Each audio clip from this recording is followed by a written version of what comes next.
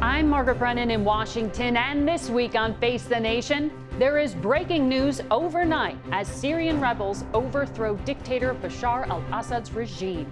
What are the implications for the Middle East and American security? Syrian rebels swept into the capital city of Damascus today with breakneck speed, finally toppling the brutal Al-Assad regime after 13 years of civil war.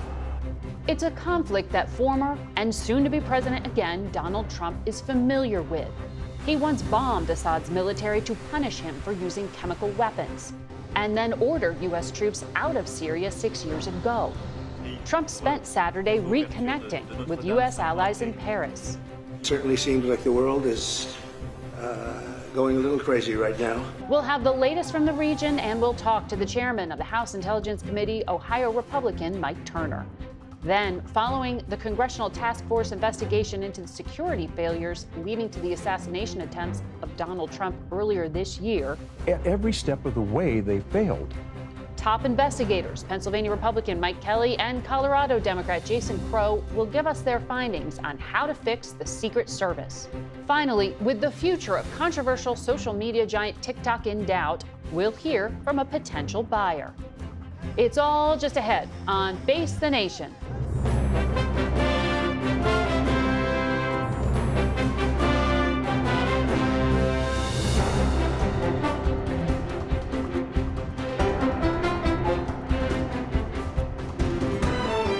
Good morning and welcome to Face the Nation.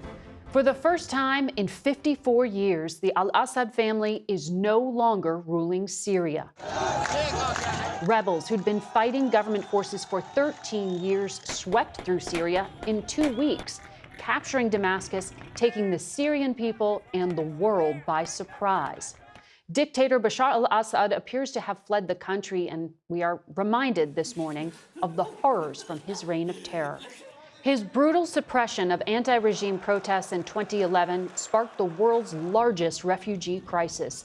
Since then, the mass atrocities became too numerous to detail, the death toll impossible to tally, including due to the regime's use of chemical weapons against civilians. Assad dared to test whether America and the world would stop him, something then President Obama chose not to do militarily, even after he crossed that so-called red line. Here's our Bob Schieffer's report on Assad's chemical weapon attack from 2013. The death toll in what appears to be a poison gas attack in the Syrian civil war continues to rise. By some estimates, as many as 1,800 people may have been killed. Rebels blame the Syrian government, which continues to deny any responsibility. Whoever is responsible, perhaps nothing can better help us understand the horror of Syria than this video of a mother telling her small child goodbye, almost as if she is hugging her goodnight and tucking her into bed. President-elect Donald Trump met Saturday with French President Emmanuel Macron, as well as Ukrainian President Volodymyr Zelensky, who is lobbying for more aid from the U.S. and NATO allies in his country's war with Russia. In a post on his Truth Social website early this morning, Mr. Trump blamed Assad's defeat on the entanglements of his allies, saying Russia lost all interest in Syria because of Ukraine, and along with Iran, Russia is in a, quote, weakened state right now. Trump called for an immediate ceasefire in Ukraine, saying that Zelensky and Ukraine wanted to make a deal to stop the madness. We begin our coverage today with our Imtiaz Tayyip reporting from the Turkish-Syrian border. Scenes like this would have been unthinkable just 1 week ago. Syrian rebels in the heart of Damascus celebrating the fall of the regime, with the whereabouts of President Bashar Assad unknown. As people wept for joy in the streets, shouting freedom. Some rebels appeared on state TV to announce Assad's removal. His stunning defeat was at the hands of an alliance of armed groups who launched a lightning-fast offensive seemingly out of nowhere, and who face little resistance from the Syrian army. The rebel forces say they have now, quote, fully liberated a number of major cities and have also emptied prisons filled with those who dared to stand up against Assad's rule during the country's nearly 14-year civil war. A war that, up until now, had seemed frozen, even forgotten. But as the statues and monuments to the Assad dynasty continue to be pulled to the ground, the family's blood-soaked half-century of authoritarian rule passed from father to son is now over. 10 years ago, at the height of the Civil War, which was born out of the Arab Spring uprisings, Assad was then just barely clinging to power. But Russia and Iran, along with Lebanon's powerful Iranian-backed Hezbollah militia, came to his rescue and tipped the war firmly in his favor through a punishing campaign of well-documented war crimes, including indiscriminate airstrikes and chemical weapons attacks, a brutality against his own people that's hard to fathom. But Russia is now preoccupied with its war in Ukraine. Hezbollah's leadership has been decapitated after a year of bitter fighting with Israel, and Iran, along with its other proxies, have also been degraded by Israeli strikes. Assad's 24-year rule looks unlikely to be rescued or resurrected, ushering a new but deeply uncertain era for Syria. And a key leader of Syria's armed opposition, Abu Muhammad al-Jilani, who belongs to a group known as Hayat Tahrir al-Sham, which used to be aligned with al-Qaeda, has forbid anyone to go near the buildings housing Syria's state institutions, signaling the rebels want to support a peaceful transition of power. But the power vacuum left by Bashar al-Assad is enormous, Margaret. And the fear is these groups could soon turn on each other and begin a new, perhaps even darker chapter in this already ugly civil war.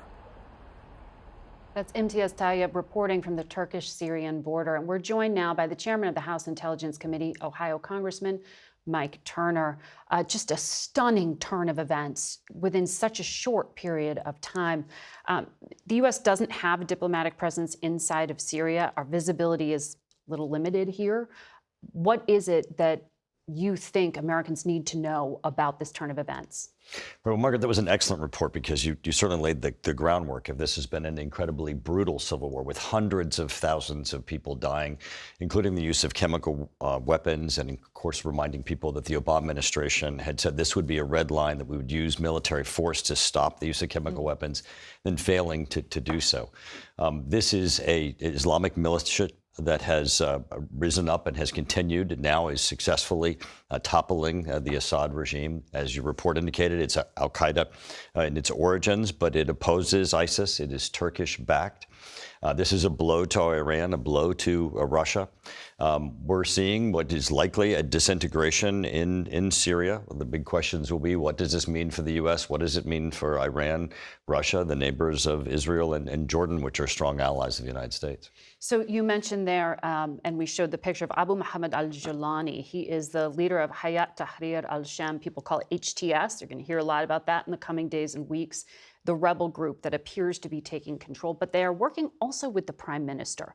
The United States government has a $10 million bounty on the head of Jilani. Do you think the United States still should keep that? Should Americans be concerned that this will mean something in terms of impact for terror threats to the United States? Well, this is a terrorist organization and group. This is not going to be just a passing of power and authority. It could be. We'll have to obviously watch that. You know, one of the things that we do see here, though, is this is a diplomatic failure with respect to the United States and Turkey. You know, the U.S. has troops in Syria. This is on the border of Turkey. Turkey is a NATO ally. The United States is working with the Kurds. This really could have been an opportunity for the United States to work to try to resolve the issue between the Kurds, Turkey, and the United States in working with Turkish interests in Syria.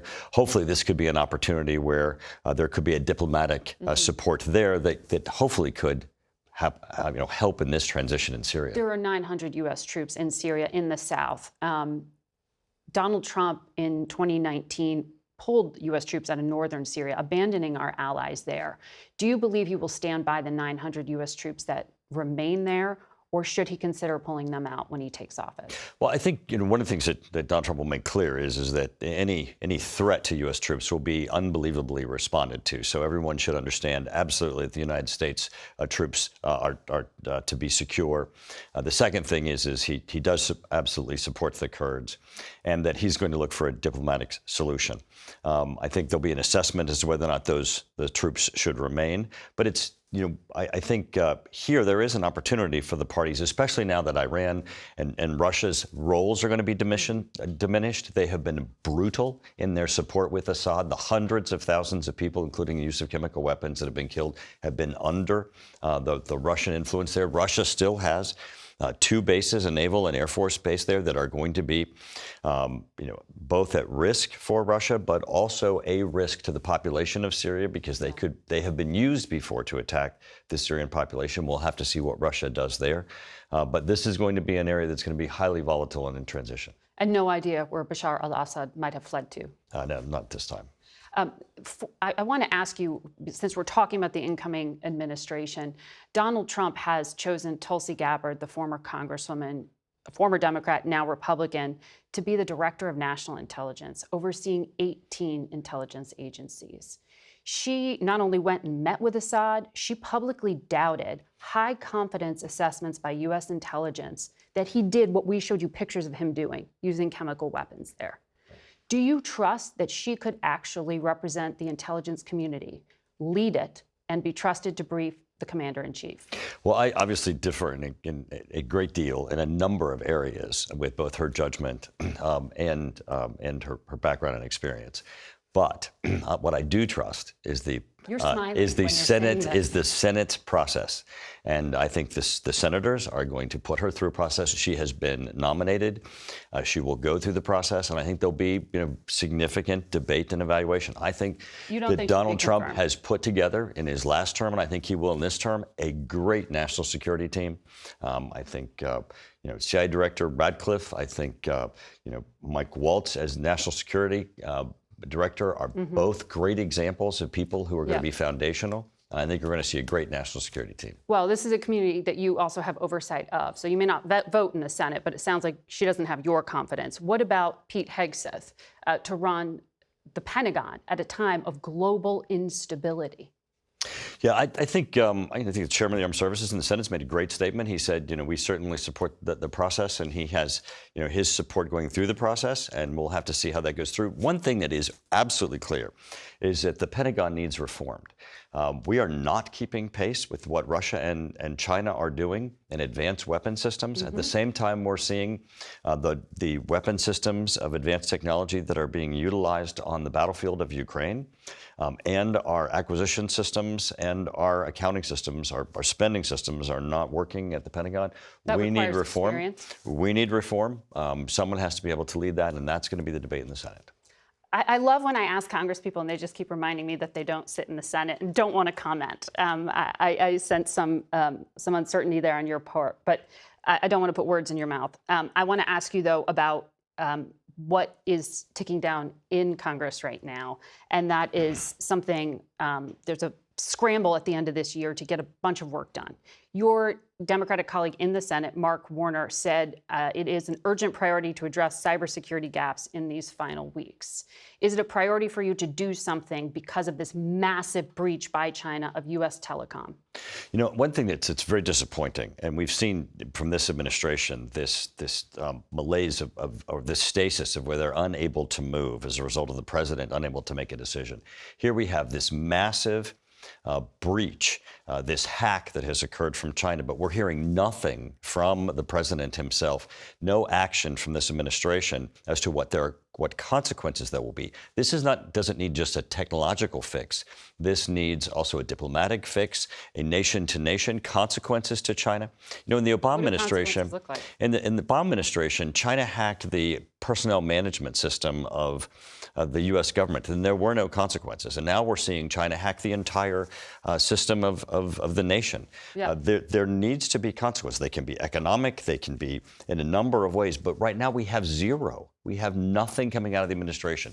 What we need to be talking about is not technologically how do we fix this, but how do we address, which is what Donald Trump is doing, is coming in and saying China is our most gravest threat. How do we address the fact that China is aggressively attacking the United States, and they're doing that in our telecom? Question for the incoming administration to pick that up. Thank you, Chair Turner. Face the Nation will be back in a minute. Stay with us. For some analysis on the events unfolding in the Middle East, we're joined now by Andrew Boyd, a CBS News contributor who previously held leadership positions at the CIA and once served in Damascus as a Foreign Service officer, and Muaz Mustafa, the executive director of the Syrian Emergency Task Force. Welcome back to Face the Nation. Muaz, I want to start with you. You've been involved with the Syrian opposition for well over a decade. Help us understand what it means to see the regime fall. It's an indescribable feeling of happiness that this regime, this dictator who has made the worst crimes of the 21st century, alongside Russia and Iran and ISIS, all of these horrible people have been defeated by a coalition of rebel forces that did not need any support from any outside country, not Turkey, not Qatar, not anyone. This time around, Syria was liberated by its people, for its people, and it's truly inspiring. And it's not just good reverberations for Syria, for the Middle East and Europe as well. Well, there's a lot of uncertainty as to what this all means. Andy, you've watched this region very closely for some time. At this hour, none of the officials that I have spoken with in regional governments, in the U.S. government, seem to know where Bashar al-Assad even went. Does it matter where he went? Muaz may differ on this one. I don't think it does now that the government has fallen. I do think what unfolds over the next couple of weeks, and if the opposition actually treats all of the factions in Syria with dignity and respect and ensures their safety, we will have more understanding, because there's a lot of atrocities that were carried out by the Assad regime. Those people are probably still in Syria, and so we'll see how that goes. So. Fair point. The people who worked within the Syrian regime military intelligence, the other intelligence services, Syrian General Intelligence Directorate, have a lot of blood on their hands. So. Yes, and I know that you personally, Muaz, were involved in smuggling out documented evidence of some of the torture, of the mass atrocities, the systematic institutionalized violence that happened from some of those prisons. You brought it to Congress, you made it public. What do you think we can learn now as those buildings are being seized by rebels? Well, the first thing that we are working really hard, and I can tell you all the rebel factions are working really hard to do, is find Austin Tice and hopefully bring him home, God willing, an alive to American his journalist family. who once worked at CBS News for some time, a Marine veteran. And he's a hero. He went to cover the plight of the Syrian people from what Assad, Iran, and Russia have been doing to them. And God willing, we bring him home alive, but we need to find him and bring him to his mom, no matter what. And the Syrians owe him a debt forever. And also other Americans that are undeclared. And freeing Syrians from prisons is something that's really important. But the collection of that intelligence, as well as the Hezbollah, Iranian, Russian, Assad regime, any officials that have been arrested by the Syrian people, again, without any support of the international community or regional countries who actually work to try to save Assad, that is valuable. That's valuable to the United States. That's why we need to engage with this new emerging government that, God willing, is the path to democracy. The only Arab country in the world with the hope of being a democracy is Syria. That's incredible. That's a big promise to make. It's not a promise, it's hope that's realistic. Hope. Andy, but right now, the person we're seeing emerge, we showed him in Umayyad Mosque, hugely symbolic place to come and make a speech in Damascus, is this leader of a terrorist group, designated by the United States as a terrorist. Correct. $10 million bounty on his head. Correct. What does that signify to you? Well, as Congressman Turner said, it's not going to be an easy process to undesignate Abu Muhammad al-Jawlani. Which means the U.S. can't talk to him.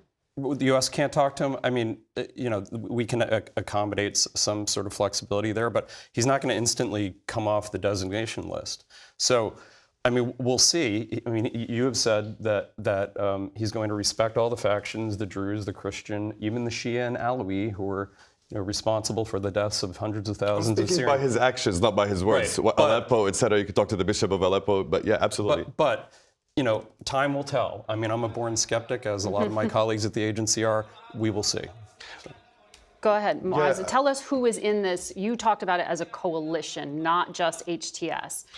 Who are these people who now seem to be in control of Syria? Sure. First of all, since the whole world is boiling down the whole Syrian revolution to one faction of a coalition, or let's say even one person within a faction in that coalition, let's discuss that. Why was HTS put on the terrorist list? It was put on a terrorist list over an older version called Jabhat al-Nusra that had a loose affiliation with Al-Qaeda, not a transnational or regional terrorist thing, but an inter-Islamist whatever. I don't agree with any... But Muaz, I think Margaret's talking also as a person, Abu Muhammad al-Julani. I mean, he was in Al-Qaeda in Iraq. He worked for Abu Musab Zarqawi. He spent several years in Buqa prison as a detainee. So we're talking HTS, Jabhat al-Nusra, but also him as a person. He's designated. Sure, let's talk about him as a person. But what's hilarious about this is right now, as millions of Syrians come back from Europe and are ready to come back home, as people have not been displaced and there has been zero reports of violations, and I was on the phone with the Bishop of Aleppo. The reason I was on the phone is that President Trump and people in President Trump's camp were concerned about the Christians in Syria. Of course, there's so much focus on, anytime there's something terrorists. And what ended up happening is the Bishop of Aleppo said, sir, first it's the coalition of groups, including HTS, and we have had electricity more now than we have under the regime, and our only fear is Russian airstrikes. So I'm glad that President Trump told Russia what it should do, get out of Syria, and it has done so. Well, we will be watching to see whether that continues to be the case and what transpires and what it means last thing, for Margaret, US it's really important. I have to go. I'm so sorry. But Al-Qaeda in Syria is HOR. It's the affiliate, and HTS has defeated it and defeated ISIS. The old designation is kind of irrelevant. Well, we will be watching this developing story, and we'll be right back. Tonight on 60 Minutes, a look at how the crypto industry flexed its political muscle by donating enormous sums of money to get pro-crypto candidates elected. Crypto for all of us. Brad Garlinghouse is the CEO of a company called Ripple, whose cryptocurrency XRP became the third largest in the world this past week. Ripple and two other companies contributed $144 million to super PACs that supported pro-crypto Republicans and Democrats. Do I think we had an impact to elect a Democratic senator in Michigan, Alyssa Slotkin? Yes, absolutely. Do I think we had an impact in Arizona? A Democratic senator in Arizona, Gallego? Absolutely. Overall, crypto companies contributed 1/3 of all direct corporate contributions to super PACs. Of the 29 Republicans and 33 Democrats the industry backed in congressional races, 85% won. It's incredible. So you see this election as a major victory? For sure. But some people will look at that and say, you teamed up and bought an election. At the end of the day, voters voted. We educated voters, as many industries do, about candidates. But you helped supercharge the candidates with the money in the coffers, right? On whatever they wanted to talk about. That's absolutely right. You can watch my full report tonight on 60 Minutes. Welcome back to Face the Nation. On Friday, we sat down with Republican Mike Kelly and Democrat Jason Crow, the leaders of the bipartisan congressional task force investigating the assassination attempts on former President Trump. We wanted to know what they learned about the challenges facing the Secret Service when it comes to keeping protectees safe. The area that I, in particular, looked at was the culture of the organization, because I was struck by the stories in the recount of the specific actions of officers and agents on the ground that day.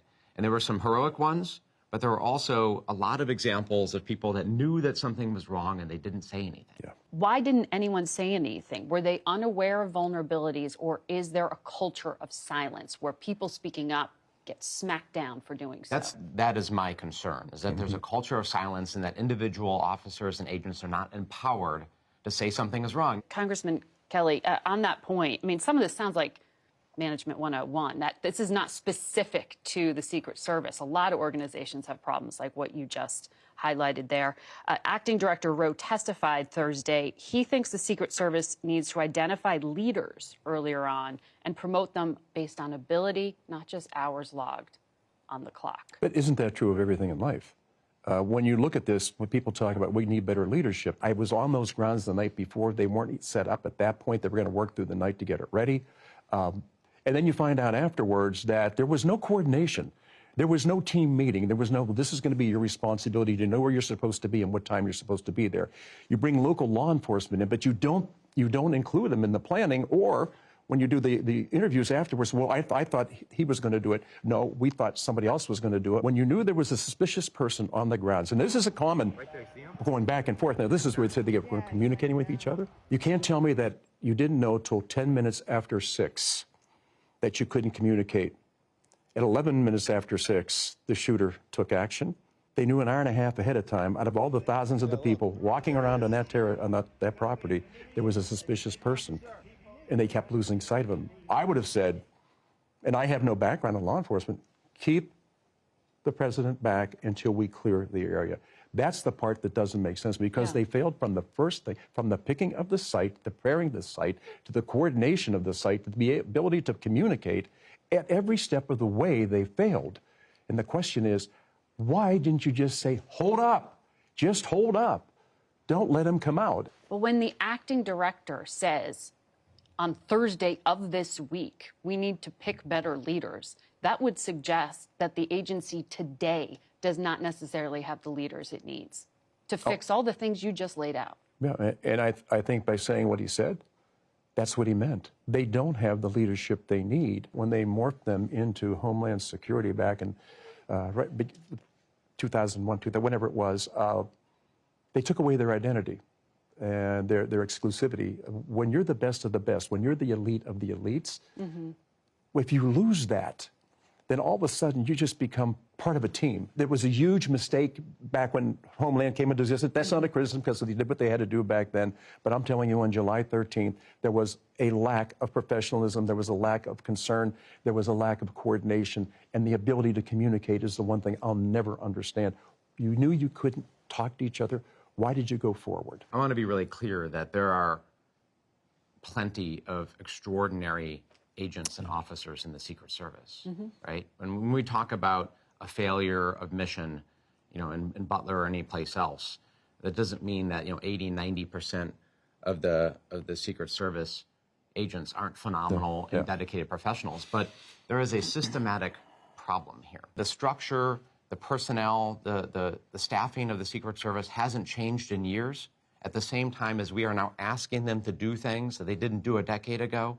And they are fulfilling an operational tempo that requires them to be deployed 3 weeks out of a month, constantly doing events, skipping firearms training, skipping leadership development training. We are not developing their skills and their training, and I think you see the results of that. So you made 36 recommendations in this report on what to change, including to reduce the number of protectees. Right now, the Secret Service protects not only presidential leadership, their immediate families, their spouses, their children, candidates, and anyone really the president designates. Should all of that continue? We've increased the size of protectees that are out there, including foreign assets that come here and people that bring their families and things. So that's gotten so big. But if you look at Homeland, I think when you look at Secret Service, it's about 3% of their overall spend. The biggest spend is on FEMA. And we know we don't want to change anything like that. But you can't have an exclusive without funding them to the level that they need to be funded, not only in manpower and in training, but in the assets that they have to have available to them. You always have to ask yourself, what are your missions? And what is the thing that only you can do? Like, what is that no-fail mission? In this case, with the Secret Service, that no-fail mission is to protect our highest level candidates and our highest level elected officials, period. All the other things, investigation of financial crimes, training and support, these are all secondary missions. So if you're not actually adequately performing any of those missions to standard, and if you've reached a breaking point, then it's time to assess what are those missions that need to fall off and to be transitioned elsewhere. That's my view. You, Congressman Crow, seem very frustrated based on the report and hearing. Do I seem frustrated? I know you're very good. Well, with the fact that you couldn't find out more about the shooter, both in Butler and in the potential shooter in Mar-a-Lago. That's actually a really important element to the story, and people have rightful questions about it. I have questions about it, and that is, why did the shooter do this? What drove him to do it? Was he a lone wolf shooter? Did he have associates or affiliates? What was his motivation? How was he radicalized? We endeavored to get answers to those questions. We submitted numerous requests to the Department of Justice and FBI. Their response is, this is an ongoing criminal investigation and we can't give that information to Congress. That, in my view, is an unacceptable position, and here's why. For both Butler and Mar-a-Lago, that was Correct. the answer. That's right. And here's why that's unacceptable. I sit on the Intelligence Committee, I've sat on the Armed Services Committee, and Congress all the time gets access to our nation's most sensitive secrets.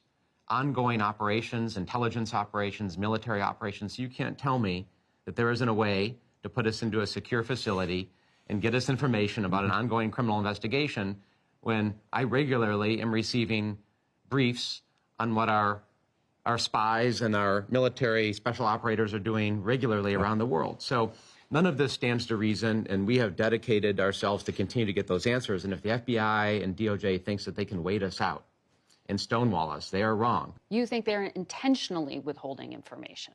I don't know what their intention is. I mean, I'm not a mind reader, but you know, I've been around Congress long enough to know what people do when you get stonewalled. I mean, listen, this is not uncommon. No. When you're dealing with agencies and departments, it's a pretty regular method, and it's something that, you know, we encounter all the time in our oversight responsibilities. So we don't know, or tell me if perhaps you know the answer. Was there a foreign nexus? Do we know yes or no? Americans are deluged with misinformation and disinformation that's coming from a variety of sources. And conspiracy theories sometimes take root when there's a lack of information or there's conflicting information. So our job is to try to get information out there, to be transparent, to be accessible, to tell the real story. And that's why this is important. This element of that story is important because there's a lot of conspiracies around these shootings, right? And we take that seriously. And we want to you know, rebuff those. But you know, in this case, and I sit on a lot of other committees with access to information, I have seen no evidence that a state actor, an adversary, was responsible for either of these attempted assassination attempts. I have seen no evidence. But, you know, when you're in a position where, you know, the government says, well, it's not this, but we won't tell you what it is, right? And we can't tell you definitively. Well, you know, people respond and have questions about that. And I understand that mentality. So even though we don't have evidence of one thing, people still want to know what else it is. And I still want to know what else it is. Did he act alone? Do we know that? We don't know that. Or Congress doesn't know that? Yeah, and you know, it's one thing to say, and I'm going to be really clear about this, because this is very, very sensitive territory, because we want to make sure we're not, you know, getting people spun up unnecessarily. There is no evidence from other sources, you know, internal government sources, from our investigation, that others were involved, that he acted with others, and that a foreign state or adversary was involved in this. But that still raises the question of why did he do this? Was he just a disturbed young man who decided to take action alone? Probably. I mean, that's probably the answer. It looks like now, right? That's what it looks like.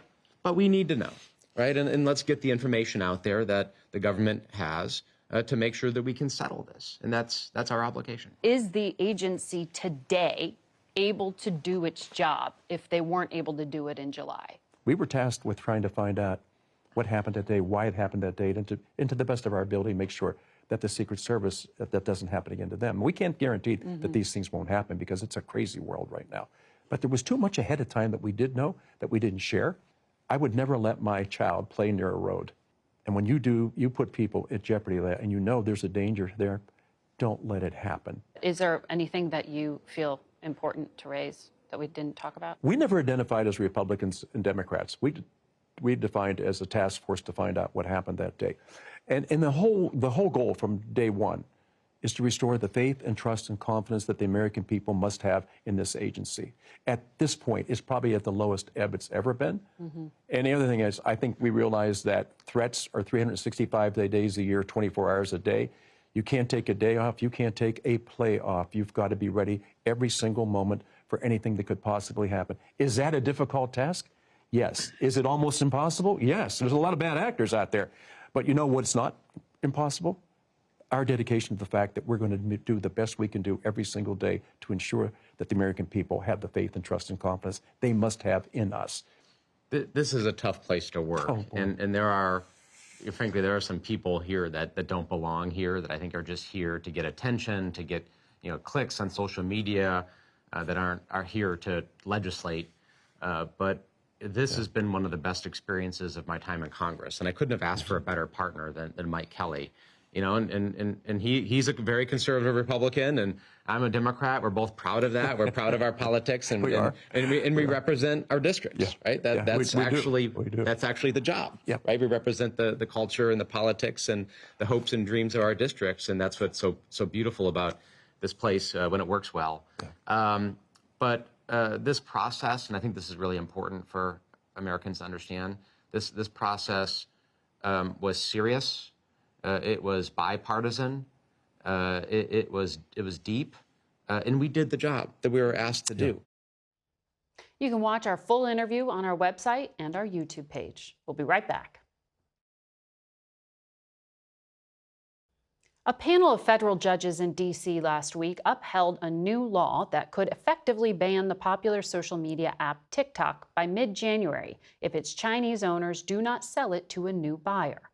Frank McCourt, the executive chairman of McCourt Global and founder of Project Liberty, is one of the potential buyers, and he joins us now. Good to see you here. Good morning.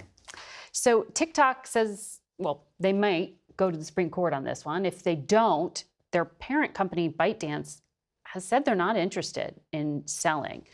Do you have any indication that they will, and that the incoming Trump administration would support someone like you buying it? Well, yeah, I think where we are now, Margaret, is there's three options. One is an appeal. Our lawyers tell us there's very little chance of a successful appeal by ByteDance. Strong bipartisan legislation, a 3-0 vote by the appellate court.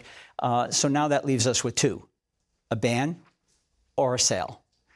We don't want to see it banned. I'd add that President-elect Trump has also said he doesn't want to see it banned. So now let's talk about the sale. So we've been working for the last 8 months on the assumption that the legislation would be upheld and that there would be a sale. So that's where we are right now. And we're working very, very hard to be in a position to buy the U.S. portion of TikTok so it's not shut down. So what is that worth to you? There are estimates it could be as high as $200 billion in worth. $200 billion would be more in the range of what the entirety of the platform is worth, not just the U.S. piece. And let's be clear, the Chinese government has said they're not selling the algorithm. They view that as IP of the country. So U.S. TikTok is a piece of ByteDance. If it's sold, it will be sold without an algorithm, so the value will be far, far less than $200 billion. We have circled over $20 billion to be in a position, and we're very serious about raising whatever capital is required to buy the platform. And to be clear, we're looking to move the 170 million users over to a new protocol where the individuals will own and control their identity and their data. We're not looking to replicate the existing version. So let's talk about that. As you said, 170 million Americans use TikTok, especially young people. U.S. law prohibits foreign control of mass media, but this social media space is kind of a loophole here. There aren't a lot of governing rules in this space. Do you think Congress needs to write new rules of the road to ban foreign ownership and to put restrictions on even owners like you? I think we need to upgrade our regulations and our policies. There's no doubt about that. But far more importantly, we need to fix the technology. The internet is broken, fundamentally broken. We heard your guest earlier, Representative Turner, talk about the threat from China on our telecom hack. Massive hack, massive threat to Americans. And they're still in the telecom system, according to you. Absolutely. And we heard your recent guests, Representative Kelly and Crow, talk about the deluge of misinformation and disinformation, the fact that it's a very dangerous world right now. The reason why the Congress moves so quickly with TikTok to pass the legislation is because it is a national security threat to Americans. And the reason why the judges upheld it is for that same reason. So let's turn a problem into a solution by taking advantage of this moment, move the 170 million users over to a new protocol where individuals are respected. Do you have an indication from President-elect Trump that he wants to see an American entity buy this? Because he would also have some influence in the outcome. Of course, as president-elect, he'll have massive influence. Have you spoken to him? But President Trump is a deal maker. We know that. I'm a deal maker. Okay, I've been doing business deals my entire life. Let's make a deal where everybody wins, where China's able to sell the U.S.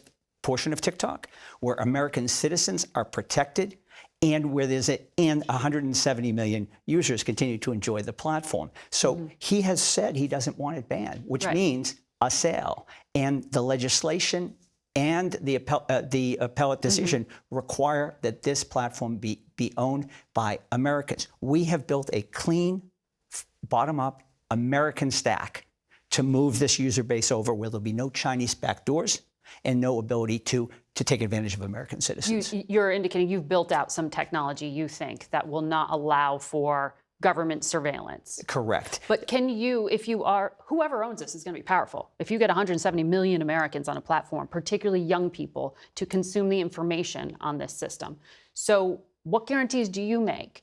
Because Facebook and Twitter, they also harvest information about consumers. Yeah, well, that's exactly what we don't want to do. So the reason why we want to move people to a new stack where you can't harvest without permission. So individuals will own and control their identity and their data, permission its use, will actually have an internet that respects people as opposed to exploits them. Imagine empowering people. And to be clear, Margaret, I'm not looking to be the CEO of TikTok. We call it the people's bid because we want this to empower people and to stop this nonsense where we're exploiting people by scraping their data and taking advantage of them. And in the case of TikTok, actually creating a national security threat. Elon Musk, who owns X, formerly known as Twitter now, has raised concerns about content moderation restricting free speech. Do you share that concern? And what restrictions would you put on paid political advertising? I mentioned earlier that we need better policies for sure, but we need better tech. Right now, we have a tech stack that's built, and these giant apps scrape our data and exploit it. Why not flip the power? Why not actually give people their data back? Our data is our personhood in this age. Let us decide how to use it. Let us each decide what moderation we're comfortable with, what censorship we're comfortable with, what privacy we're comfortable with. Okay, so the Surgeon General says you need a warning label because this is damaging the mental health of young people in this country. Should people under the age of 16 have access? Yeah, under the current tech stack, I agree with the Surgeon General. Under a new technology, I'm a builder. My family's been building for 5 generations. This is an engineering problem that can be fixed. Let's take this ban of TikTok, this massive national security problem, and turn it into a solution for Americans. Let's make it a win, a win-win. Yeah. Well, mid-January, we will see what happens in this case, and we will watch your potential bid here. Thank you for joining us. We'll be back in a moment. The week-long ceasefire between Israel and Hezbollah in Lebanon appears to be holding, but the situation in Gaza remains dire. Here's our Deborah Pata reporting from East Jerusalem. A massive Israeli strike caught on camera by CBS News as it ripped through the Al-Mawasi tented camp near Khan Yunis. A designated humanitarian safe zone turned into a blazing inferno. Faced with unpredictable danger, exhausted families on the move again. Israel says it was targeting 2 Hamas militants, but over 20 people died, among them 4 children and a pregnant woman. In central Gaza, 13-year-old Shadi Faraj was playing outside when he was killed. This is proof of their crimes, his Aunt Mona shouted. They just want to kill as many Palestinians as possible. In northern Gaza, Israel has ordered everyone to leave. It is under siege. Even as Palestinians flee, they are shot at. Israel has allowed virtually no aid into the north for more than 2 months. In the south, this is what it looks like outside the few remaining bakeries as people fight just for a piece of bread. Every morning, 11-year-old Zaina Juha braved those crowds until one day she did not come home. She had been trampled to death. The world looks at us and all they see are terrorists, her father Ahmed told us. We're not terrorists. We just want to survive. But no one, it seems, is listening as hunger spreads everywhere. Amnesty International says there is no time to waste and has warned the US to stop sending weapons to Israel because of the likelihood, Margaret, that these would be used for war crimes or genocide. That was our Deborah Pata in East Jerusalem. We'll be right back. That's it for us today. Thank you for watching. Until next week. For Face the Nation, I'm Margaret Brennan.